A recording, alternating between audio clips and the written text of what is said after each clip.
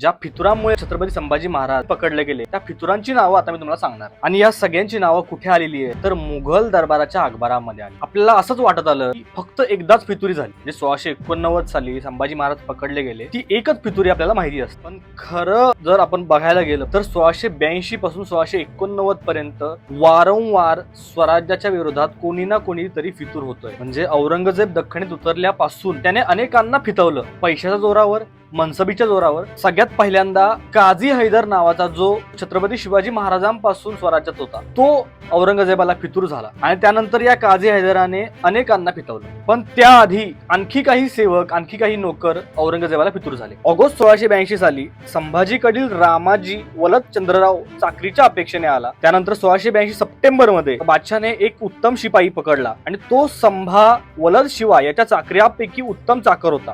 बादशाही कामास तो उपयुक्त ठरेल, म्हणजे शिवाजी महाराजांचा सुद्धा हा चाकर होता जो फितूर झाला होता। आणि 1682 साली कान्होजी शिर्के सुद्धा फितूर झाले, जे गणोजी शिर्केंचे भाऊ होते आणि इतिहास अभ्यासकांच्या मते 1688 दरम्यान गणोजी शिर्के सुद्धा फितूर झाले। त्यानंतर जानेवारी 1683 रोजी संभाचा नोकर राम राजा व प्रतापसिंग राठोड चाकरीच्या आशेने आले। त्यानंतर फेब्रुवारी 1683 साली संभाचा नोकर राम राया याने आपल्या बिकट परिस्थितीचा अर्ज दाखल केला आणि हुकूम झाला 15,000 रुपये त्यास मदत द्यावे। म्हणजे 15,000च्या अपेक्षेने राम राया नावाचा संभाजी महाराजांचा नोकर फितूर झाला। त्यानंतर फेब्रुवारी 1683 मध्येच संभा व विजापूरकर यांचे नोकर रुजू झाले आहेत, तरी त्याबद्दल हुकूम व्हावा। म्हणजे संभाजी महाराजांच्या आणि विजापूरकरांचे अनेक नोकर फितूर झाले होते। त्यानंतर एप्रिल 1683 मध्ये संभाच्या सरकारातील मुन्शी राहेरीचा काझी जहान हा चाकरीच्या आशेने आला। त्यास 1000 जात व 1000 स्वार असा नवा मनसबदार केल्याचा हुकूम झाला। त्यानंतर 8 जानेवारी 1684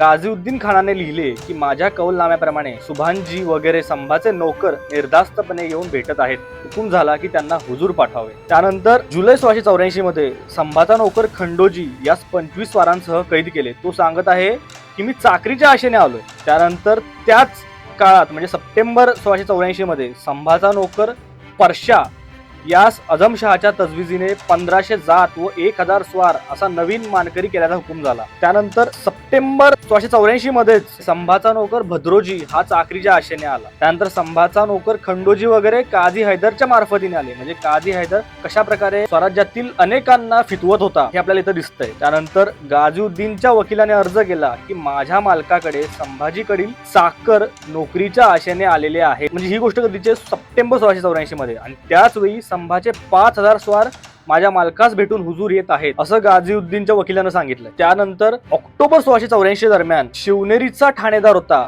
मोहम्मद खलील, म्हणजे जो मुघलांचा ठाणेदार, त्याने काय सांगितलं की या प्रांतातील म्हणजे शिवनेरीच्या जवळच्या प्रांतात संभाजी महाराजांचा चौथ वसूल करणारा एक अधिकारी होता, त्याचं नाव होतं अढळराव। तो चाकरीच्या आशेने येऊन मला भेटला। त्यानंतर काझी हैदरनं अर्ज केलाय, तो म्हणतोय की 1000 मुसलमान तिरंदाज व वर्कदाज हे संभाजी जे नोकर होते मलिक बेग आणि लालबेग याच्या जवळ आहेत, त्याला व त्याच्या बरोबर असलेला शेख हुसेन यास 1000 होऊन सालानी नेमले होते, परंतु त्यांना 500 होऊन सालानी मिळत आहेत, म्हणून ते दोघे जण चाकरीच्या आशेने हुजूर येत आहेत। त्यानंतर नोव्हेंबर 1684 मध्ये पुन्हा काझी हैदर याने अर्ज केला की माझा भाऊ गुलाम अली याचा मुलगा काझी मोहम्मद व मरहूम मुसली खान यांना संभाचे किल्ले जिंकण्यासाठी नेमले आहे। म्हणजे काझी हैदर फक्त फितूर झालेला नाहीये, तर त्याच्या नातेवाईकांना संभाजी महाराजांचे जे किल्ले ते जिंकण्यासाठी नेमलं होतं। आणि याच काझी हैदरने पुढे मराठ्यांचा एक किल्ला मुघलांना देऊ केला, त्यावेळी सुद्धा त्याने तिथल्या फितुरांचा वापर केला। तिथला एक जमीनदार होता रामाजी, त्यालाच त्यानं फितवलं आणि तिथं हेरगिरी करून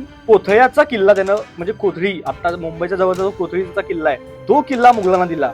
त्या बदल्यात काझी हैदरला एक हत्ती 7000 रुपये सुद्धा दिले गेले। त्याच दरम्यान सुप्याचा ठाणेदार जो मुघलांचा ठाणेदार होता फखरुद्दीन, त्यानं काय लिहिलंय 200 स्वार संभाचे 200 स्वार आले आहेत, म्हणजे तिथं पण 200 स्वार फितूर झाले।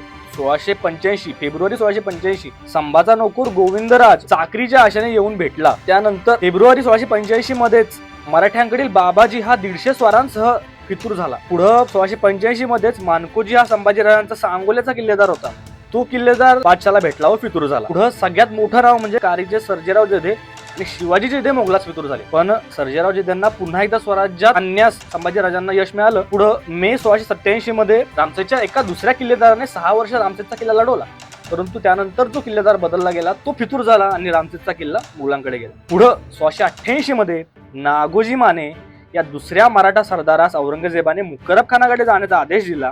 म्हणजे हे आणि असे अनेक कितीतरी फितूर असतील ज्याने मुकरब खानाला मदत केली असेल. कारण 1682 पासूनच आपल्याला दिसतंय की अनेक जण स्वराज्याच्या विरोधात गेले, अनेक जणांनी फितुरी केली आणि या 1682 पासून सुरू झालेल्या फितुरीमुळेच 1689 मध्ये संभाजीराजे पकडले गेले.